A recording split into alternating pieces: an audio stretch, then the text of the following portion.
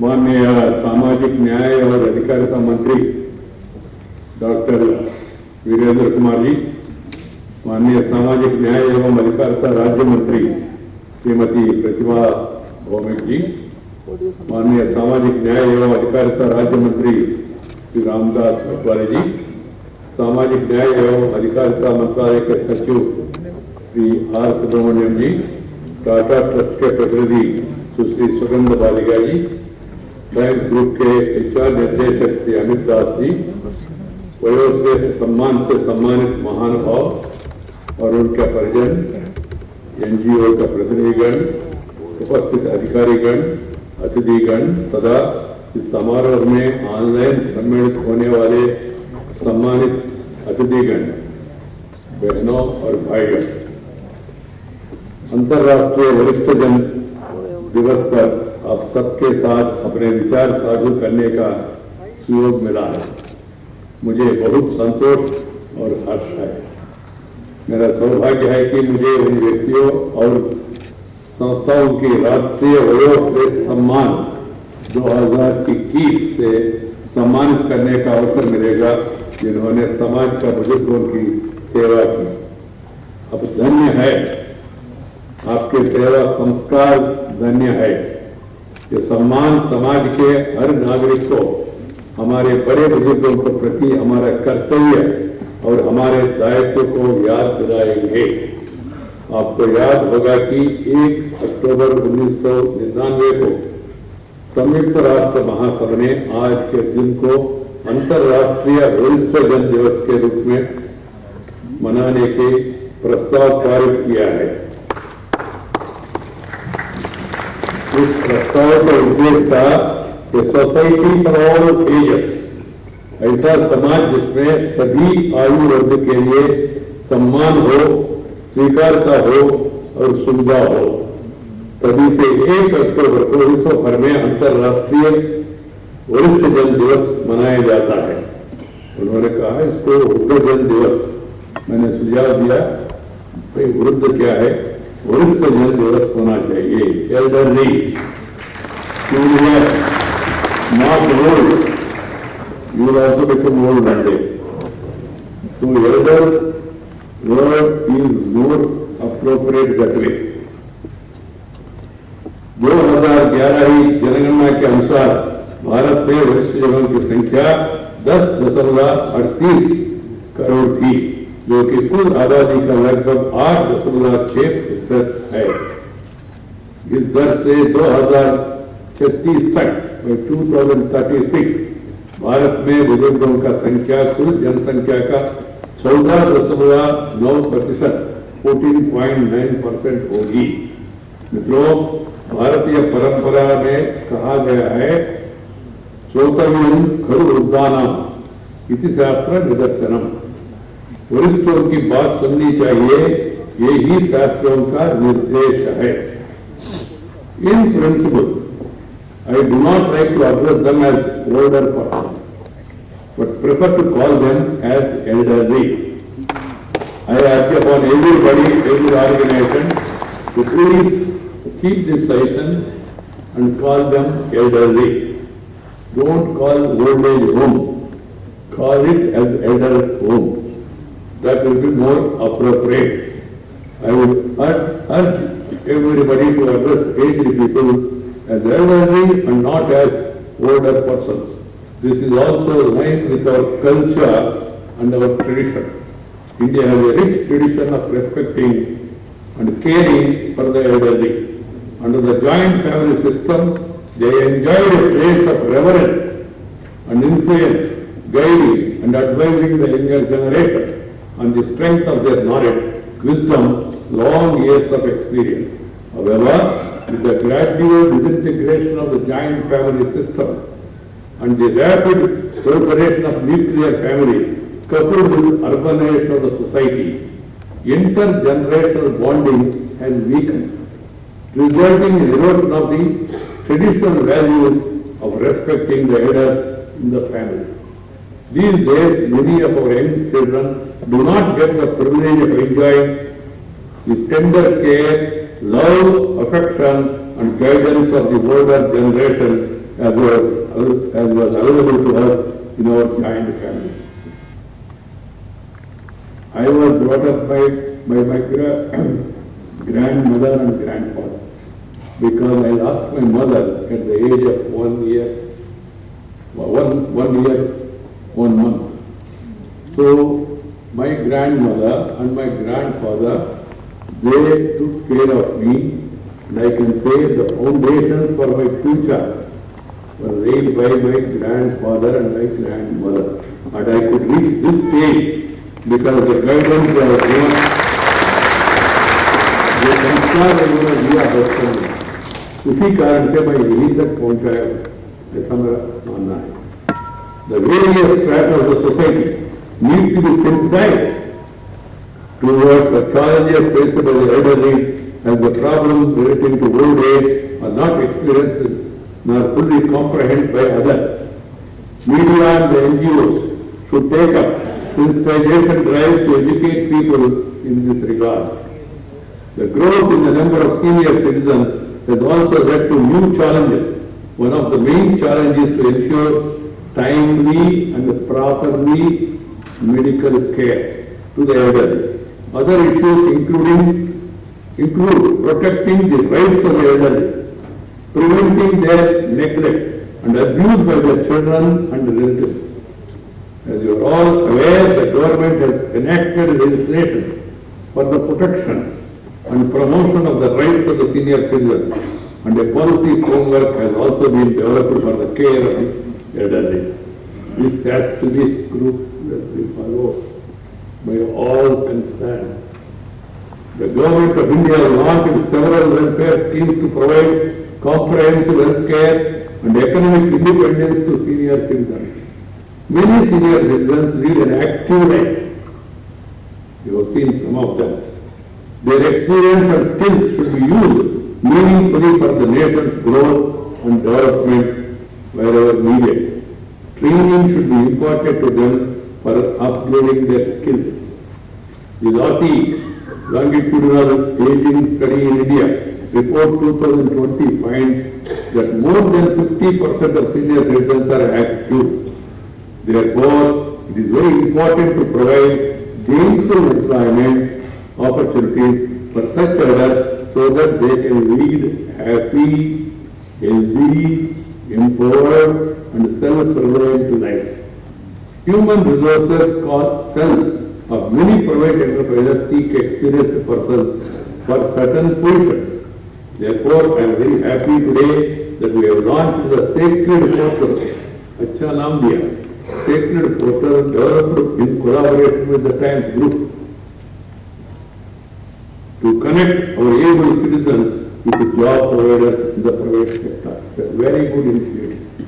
It is even more satisfying that voluntary organizations will help senior citizens in applying for jobs and no user charges will be levied for this. I am confident that this interactive platform will be a great help to our elders and employers alike. I urge the private sector to utilize this opportunity and get benefited from the vast repository of experience and expertise that our seniors possess. My dear friends and elders, taking care of the elderly should not be the responsibility of the government alone.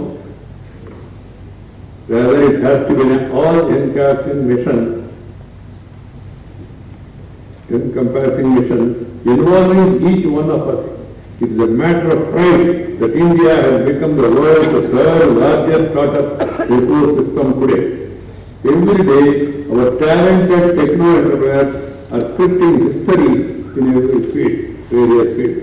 I would urge those young and vibrant startups to come up with innovative and out-of-box solutions to the everyday problems faced by the elderly.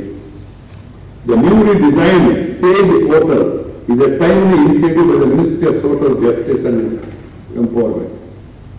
To encourage entrepreneurs in the area of elder care, I compliment the Ministry on this. Our senior citizens are highly vulnerable group and therefore we need to provide an easy and efficient grievance redress mechanism to protect them. In this regard, the Ministry is destined to launch the National Helpline, Elder Line, to resolve the grievances of senior citizens is commendable. I am happy to note that the other line is being set up by the Minister of Social Justice Empowerment in collaboration with the Tata Trust. Tata Trust is known for very dignified and also dedicated service. I am happy this will really help the people. It is reassuring to see that the Ministry of Social Justice and Empowerment is working proactively for the welfare of senior citizens. Your consistent efforts to ensure a dignified and comfortable life for the elders indeed are laudable. My dear friends, the COVID pandemic has severely affected all of us, including the senior citizens and the elderly. State governments, NGOs and frontline workers have extended care and assistance to them. The need of the hour is for NGOs to act as a support system to the elderly and supplement the efforts of the government and its agencies. They can play a proactive role in generating awareness on the problems of elderly people and help in strengthening intergenerational bonding. The theme for the United Nations International Day of Older Persons, elder persons, 2021, is digital equity for all ages, digital equity for all ages, which calls for meaningful participation in the digital world by elder persons. In the time of the ongoing COVID-19 pandemic, more and more services are being offered online. Hence, we need to make efforts to increase digital literacy among our senior citizens.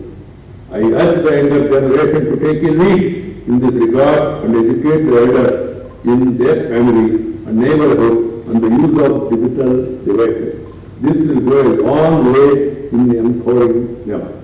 Before concluding, let me convey my congratulations to all the institutions and individuals who are honored today with the National Award Vayoshrestha Samman 2021 for their outstanding achievements in their respective fields.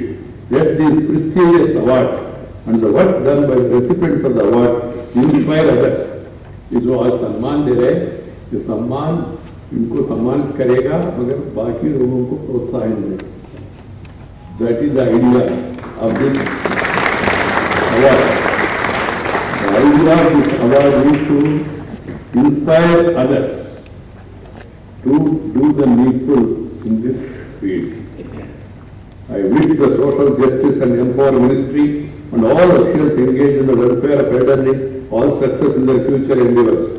My dear friends and respected elders, I have been attending the programs of Social Justice Ministry, not only as the Vice President, even earlier as Minister.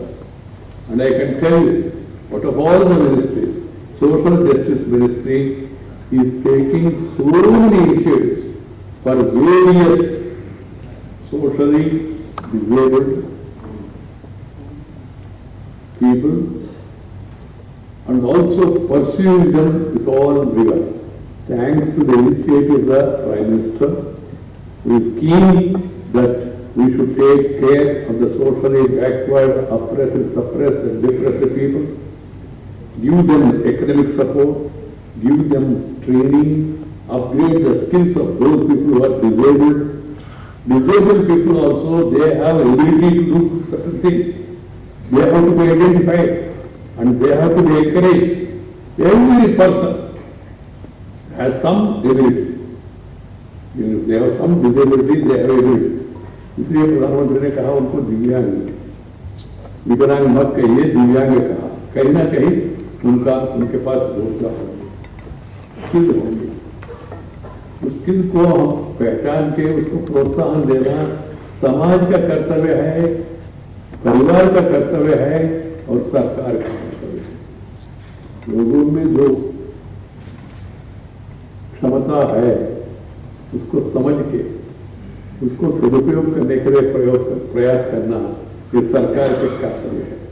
I am very happy to tell you this minister doctor Virendra Kumar, earlier minister Tawarchand Gelhot ji, and before that the other ministers, they in fact all of them have done a commendable job and the ministry's officials also are doing a commendable job.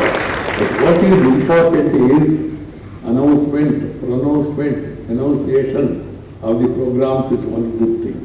But their implementation at the grassroots level, that is very important. The officers at the lower level, you know, these programs are also implemented, supplemented by the efforts of the state government. State governments and local bodies must get more actively involved.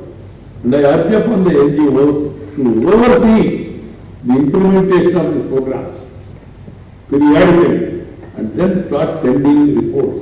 Now we are in a digital age. You have email, you have SMS, you have WhatsApp.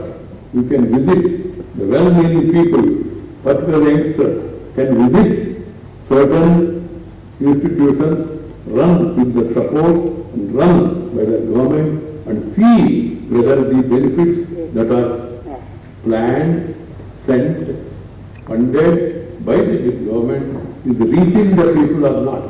Because we are a huge country, 130 crore population, we have number of states, we have different languages, and then it is our duty to see that this reaches everybody, these schemes. And I hope from time to time, periodical reviews are being taken up by the officers and by the ministers to see that these programs are implemented in letter and spirit, and see to it that the Prime Minister's desire for a egalitarian society and also our age-old principle of Sarve Jana Sukhino Bhavantu, that everybody should live in happiness. Everybody should live in harmony. That is our culture. That is our tradition. So we should all see to it that that is implemented in all levels with all sincerity.